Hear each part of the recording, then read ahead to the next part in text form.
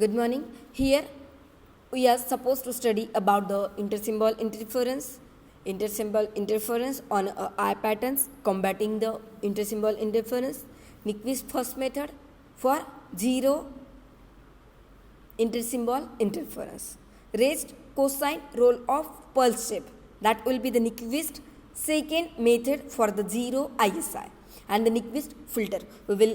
We have already seen this concept. We will revise and then we will finish here our second unit. So here we are saying about the intersymbol interference that will occur when pulse will spreads out in such a way that it will interference with its adjacent pulses at the sample instant. It means what?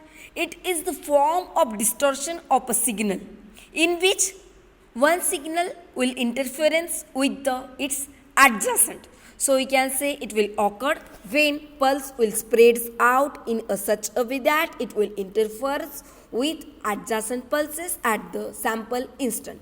So examples, if you see, assume polar means we have already seen about the line coding. There are different data formats like unipolar, bipolar and the polar, in which we have seen about non-return to zero and return to zero. Non-return to zero if we are considering whole pulse. So polar, it means what? Here we are supposed to consider zero and positive pulse. So here we are saying here, assume polar non-return to zero line code. The channel output are shown as spreaded width TB becomes 2 TB. Pulses shown spreading due to the band limited channel characteristics. So here when we are giving the input, that is nothing but you can see here for data 1 and data 0 we are taking here pulse width TB. But if you see, it is going outside the TB. You can see here we are having the TB where we are giving one standing line, but it is going outward to that, to the right as well as to the left side. You can see for the data 0 also it is going. It means what? It will interfere with its adjacent pulses. So there will be the intersymbol interference. So we can see about the intersymbol interference if we are having the input data pattern like this. You can see here the waveform, and the channel output is the superposition of its bit. But if you see here, as we are saying, it will spreading its wave over a TB. It is spreading width that will be greater than TB. You can see the waveform here. So here we will get the interference. So we can say resultant channel output that will be look like this. So this is the interference that will occur in a non-ideal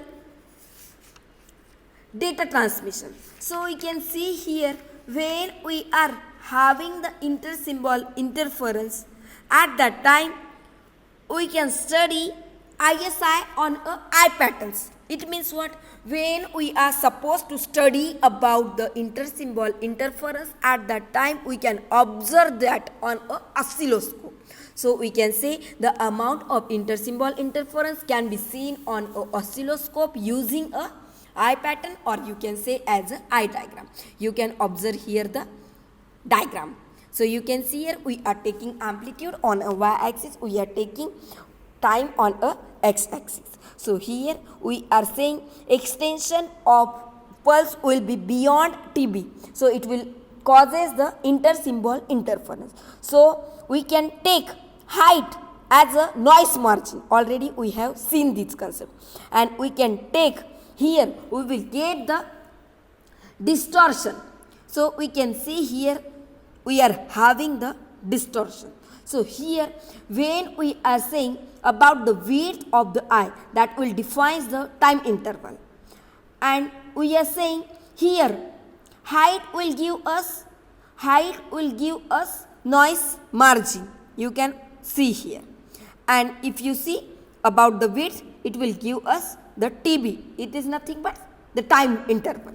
So here we are saying intersymbol interference if the rectangular multi-level pulses are filtered improperly. It means what? There will be the interference. So we can say if the rectangular multi-level pulses are filtered improperly as they pass through a communication system, they will spread in a time and they will go beyond its time interval, that will be the TB, and the pulse for each symbol may be merged into a adjacent time slots and it will causes the inter-symbol interference. So you can see here about the waveform. When we are having the input waveform, that will be look like this. You can observe here the waveform. Example of ISI on a receive pulse in a binary communication system. So when we are having the individual pulse response, you can see here it is going beyond its time interval. If you see, we are having one value only for one square form, only for the TS time, but if you see it is going beyond its time TS. So there will be the if second symbol, you can observe here the second waveform, second the output waveform, and where you will get the sampling points. So you can see here when there will be the second waveform will interfere with this because it is going beyond its time interval. So we can say here we will get the intersymbol interference, and we can see here the output. We will not get exactly correct output. There will be the intersymbol interference because here the pulse is spreading outside its time interval. That will be the TS. So how we can restrict the bandwidth at the same time, and that will not give us the intersymbol interference. So we are having different techniques. Like we are saying, we are supposed to see about the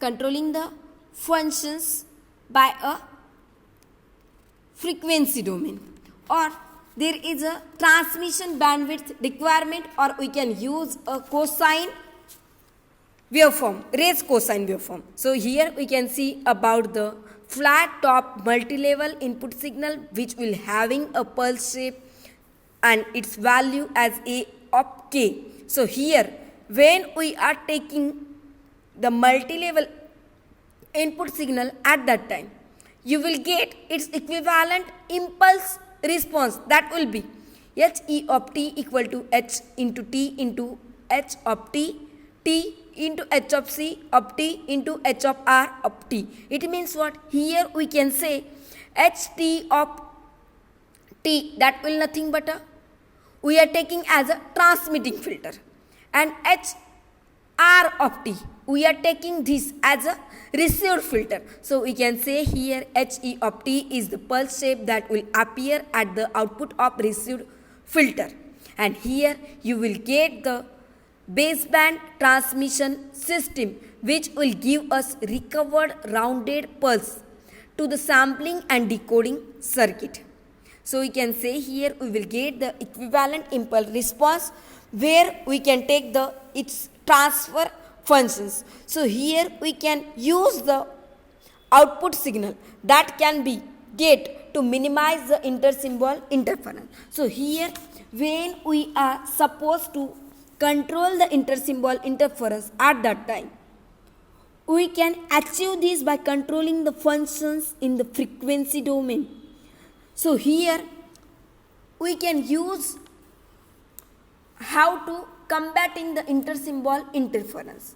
So we can use a line code. These are nothing but we can use polar, bipolar, unipolar encoding for eliminating the ISI. That will give us absolutely band limited bandwidth, and it will require sync pulse shape, but it can't actually do this but can approximate. Or we can use a line code that will have 0 during adjacent sample instant. So it is okay for the pulses to overlap somewhat as long as there is no overlap at the sample instant. can come up with the pulse shape and that don't overlap during the adjacent sample instant. So we can say here we can use that as a raised cosine roll of pulse shaping, in which overall frequency decreases towards the zero gradually rather than abruptly. Or we can use a filter at the receiver to undo the distortion. That is nothing but we can use the equalizer which will work exactly in opposite with channel filter. So we can minimize ISI by using raised cosine waveform, or we can take transmission bandwidth requirement, or we can control the functions by frequency domain. So we can see here about the Nyquist first method for zero ISI. So ISI can be eliminated by using the equivalent transfer functions such that its impulse response satisfies the condition. It will give a C value for k equal to 0, and it will be 0 if k is not equal to 0. So here you can see ISI occurs, but no ISI is present at the sampling instant if you see the waveform. So here we are saying there will be no ISI and the bandwidth requirement will be minimum when we are using the Nyquist first method for the zero ISI. But if transmit and receive filter are designed so that we will get the transfer function, and this type of pulse will allow the signaling at a baud rate where we will get D equal to 1 upon 2S, that will be equal to 2B. So here we are saying we can use the Nyquist first method for the zero ISI. And since pulses are not possible to create due to infinite time durations, and there is a sharp transition band in the frequency domain. So here the sync pulse shape can cause significant intersymbol interference in the presence of timing error. So if the received signal is not sampled at exactly the bit instant, then ISI will get occurred. And we can see the pulse shape which has more gradual transition in the frequency domain, and it will be more robust to the timing error. So we can say it will satisfy the method for zero intersymbol interference. Now we can see about the raised cosine role of Nyquist filtering. When we are using SA type pulse shape, at that time we are causing some difficulties. So we can see other pulse shape with the require more bandwidth, such as raised cosine roll up. This is the method.